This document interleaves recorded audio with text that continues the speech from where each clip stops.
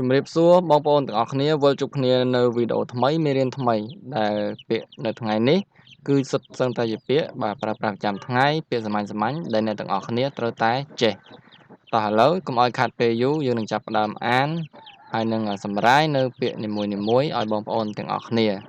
ហើយបងប្អូនទាំងអស់គ្នាយកចិត្តទុកដាក់ស្ដាប់ពាក្យទី1នៃមេរៀនរបស់យើងថ្ងៃនេះបាទពាក្យថាឧទាហរណ៍ពីហ្វាងឧទាហរណ៍បាទពីហ្វាងឧទាហរណ៍ហើយបើគេនិយាយថាឧទាហរណ៍ថាពីហ្វាងសួរពីហ្វាងសួរពីហ្វាងឧទាហរណ៍បាទសួរមានន័យថានិយាយពាក្យសួរហ្នឹងគឺបកថានិយាយពីហ្វាងសួរឧទាហរណ៍ថាបាទអញ្ចឹងយើងរៀនលក្ខណៈរូបភាពខ្ញុំពិបាកចង្អុលបង្ហាញនៅពាក្យនីមួយៗអក្សរនីមួយៗហ្នឹងតម្រូវឲ្យបងប្អូនទាំងអស់គ្នាព្យាយាមឲ្យខ្លាំងបន្តិចដើម្បីមើលបាទហើយយកចិត្តទុកដាក់ស្ដាប់តែខ្ញុំនិយាយសម្ដៅអក្សរមួយណាអញ្ចឹងទៅបាទដោយមានភីងអ៊ីងនៅខាងលើស្រាប់បងប្អូនទាំងអស់គ្នានឹងស្ដាប់យល់ហើយបាទឥឡូវយើងមើលនៅពាក្យមេរៀនរបស់យើងមួយនេះបាទបន្ទាប់នេះវិញហួយអ៊ីសង្ស័យហើយឧទាហរណ៍ខាងក្រោមនេះ我怀疑没错ខ្ញុំសង្ស័យមិនខុសទេ我怀疑没错ខ្ញុំសង្ស័យមិនខុសទេបាទដែលដូចក្នុងបទចម្រៀងដែលគេថាដូចការសង្ស័យមែនណាបាទអញ្ចឹងក្នុងន័យហ្នឹងតែមួយទេខ្ញុំសង្ស័យមិនខុសទេខ្ញុំបាទហើយអ៊ីបកថាសង្ស័យហើយចុងក្រោយពាក្យអក្សរបាទមីឆក់ហ្នឹងគឺបកថាមិនខុសមីឆក់មិនខុសបាទឆក់បកថាខុសបាទមីគឺបកថាមិនលក្ខណៈថាបដិសេធណាមីឆក់ហ្នឹងមានន័យថាមិនខុសបាទមិនខុសហ្នឹងមានន័យថាត្រូវណាត្រូវប៉ុន្តែក្នុងឃ្លារបស់យើងគឺសំដៅទៅលើពាក្យថាមិនខុសបាទមានន័យថាត្រូវហ្នឹងពាក្យបន្តមកទៀតបាទគឺពាក្យថាណៅជីនខួរក្បាលណៅជីនខួរក្បាលបាទណៅជីនខួរក្បាលហើយពាក្យខាងក្រោមណៅជីនជីនស៊ុយបកថាខួរក្បាលចូលទឹកហ្នឹងហើយពាក្យហ្នឹងបកថាខួរក្បាលចូលទឹកប៉ុន្តែយើងនិយាយមកគឺមានន័យថាគេសំដៅទៅលើអ្នកឯងមានខួរក្បាលអ្នកឯងមានបញ្ហាណាចិនគេនិយាយថាខួរក្បាលចូលទឹកគេគឺនិយាយតែអញ្ចឹងប៉ុន្តែខ្មែរយើងដែលឮគេនិយាយជាពាក្យខ្មែរថាខួរក្បាលអ្នកឯងចូលទឹកឯងកម្របាទអញ្ចឹងពាក្យចិនគេសំដៅទៅលើណៅជីនស៊ុយណាខួរក្បាលចូលទឹកប៉ុន្តែយើងពេលយើងបកប្រែយើងត្រូវបកថាអញ្ចឹងក៏បានដែរអត់អីទេប៉ុន្តែគ្រាន់តែយើងអត់ដែលនិយាយអញ្ចឹងយើងបកថាខួរក្បាលឯងមានបញ្ហាហើយណាខួរក្បាលមានបញ្ហាខុសប្រក្រតីហ្នឹងឬក៏យើងមិនប្រើពាក្យចូលទឹកចង់និយាយពាក្យចិនរបស់យើងមិនបាច់ប្រើពាក្យជីនស៊ុយហ្នឹងក៏បានដែរយើងប្រើពាក្យនៅក្នុងវងកញ្ចក់ដែលខ្ញុំបានបង្ហាញហ្នឹងបាទយើងនិយាយថាណៅជីនយោអ៊ុនធីបាទយោអ៊ុនធីក្នុងវងកញ្ចក់ហ្នឹងមានន័យថាមានបញ្ហាយោអ៊ុនធីហ្នឹងបកថាមានបញ្ហាអញ្ចឹងយើងអាចប្រើណៅជីនយោអ៊ុនធីខួរក្បាលមានបញ្ហាអញ្ចឹងក៏បានដែរបាទខ្ញុំដាក់ជីនស៊ុយនេះឲ្យគឺដោយសារជនជាតិចិនវាឧស្សាហ៍និយាយនៅពាក្យថាណៅជីនស៊ុយបាទខួរក្បាលចូលទឹកឬក៏យើងនិយាយណៅជីនយោអ៊ុនធីក៏បានដែរគឺយើងនិយាយទៅគេស្ដាប់បានដូចគ្នាប៉ុន្តែជនជាតិចិនឧស្សាហ៍ប្រើជីនស៊ុយជាងណាតោះឥឡូវកុំឲ្យខាត់ពេលយើងរៀនពាក្យថ្មីបន្តទៀត人生ឆាជីវិត人បកថាមនុស្សសើងបកថាកើតណាកើតអញ្ចឹង人生ហ្នឹងមិនមែនមនុស្សកើតទេមិនមែនកើតមនុស្សទេបាទគឺឆាកជីវិតអញ្ចឹងន័យគេចង់និយាយថាមនុស្សកើតហ្នឹងកើតមកគឺវាមានឆាកជីវិតហ្នឹងបាទអញ្ចឹង人生ហ្នឹងគឺបកថាឆាកជីវិតឥឡូវមើលពាក្យខាងក្រោម人生无常បាទឆាកជីវិតមិនទៀងទាត់អានេះជាលក្ខណៈពាក្យស្លោកមួយអញ្ចឹងហើយបាទពាក្យស្លោកហើយ人生无常ឆាកជីវិតមិនទៀងទាត់បាទពេញអេងខាងលើខ្ញុំសេរីអត់ត្រូវបាទបាំង សញ្ញាបាត់ហើយរើនសំឡេងទី2សើងសំឡេងទី1អ៊ូសំឡេងទី2ឆាងសំឡេងទី2បាទកត់តាមអញ្ចឹងមករើនសើងអ៊ូឆាង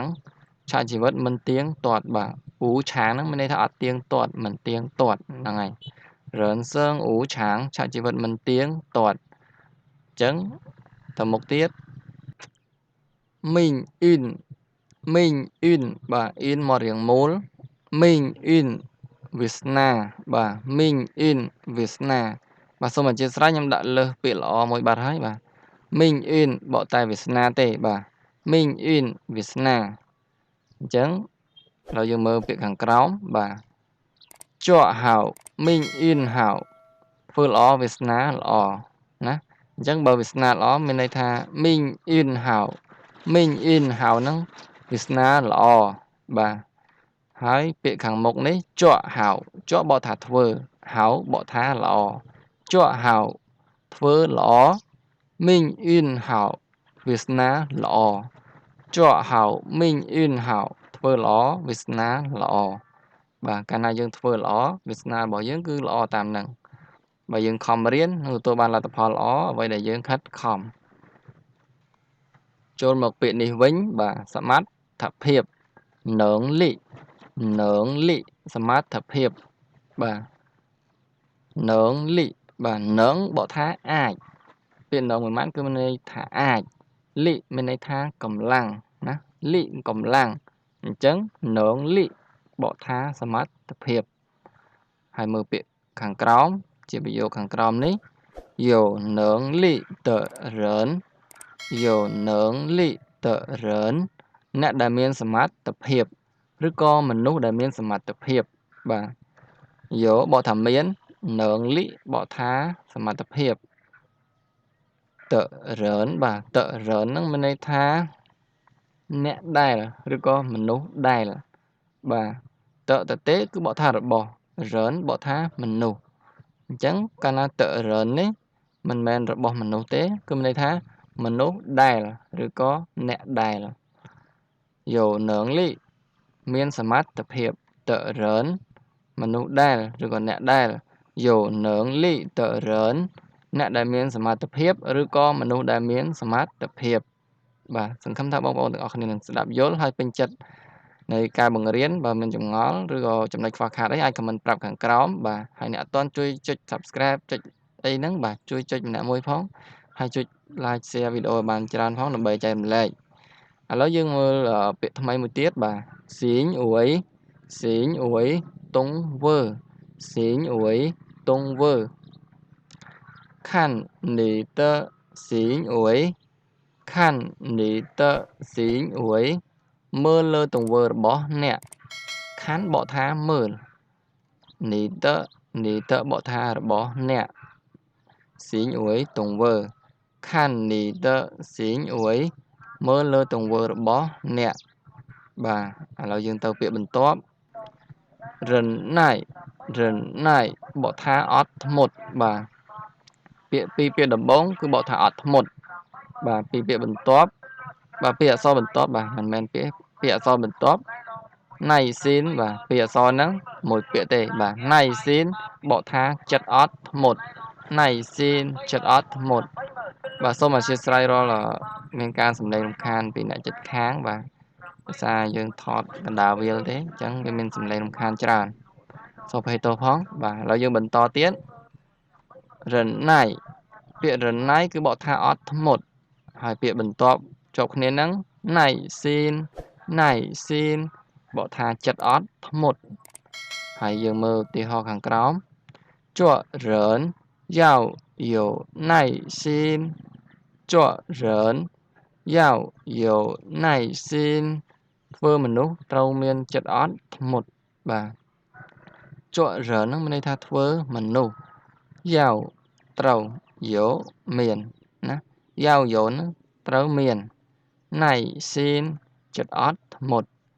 ជក់រើនយ៉ាវយោណៃស៊ីនធ្វើមនុស្សត្រូវមានចិត្តអត់ធ្មត់អញ្ចឹងអ្នកទាំងអស់គ្នាត្រូវតែមានចិត្តអត់ធ្មត់បើចង់ចេះភាសាចិនត្រូវតែតស៊ូព្យាយាម ដូចរាល់ការក្រើនរំលឹកជារៀងរាល់វីដេអូរបស់ខ្ញុំមុនអញ្ចឹងឥឡូវសូមបញ្ចប់វីដេអូរបស់យើងត្រឹមហ្នឹងហើយពាក្យនៃមេរៀនរបស់យើងថ្ងៃនេះគឺអស់ត្រឹមហ្នឹងអញ្ចឹងសង្ឃឹមថាអ្នកទាំងអស់គ្នានឹងពេញចិត្តបាទហើយក៏សូមអធិស្ឋានរាល់កំហុសខុសឆ្គងណាមួយផងដែរសូមអរគុណសូមជម្រាបលាជួបគ្នានៅវីដេអូថ្មីៗក្រោយៗទៀត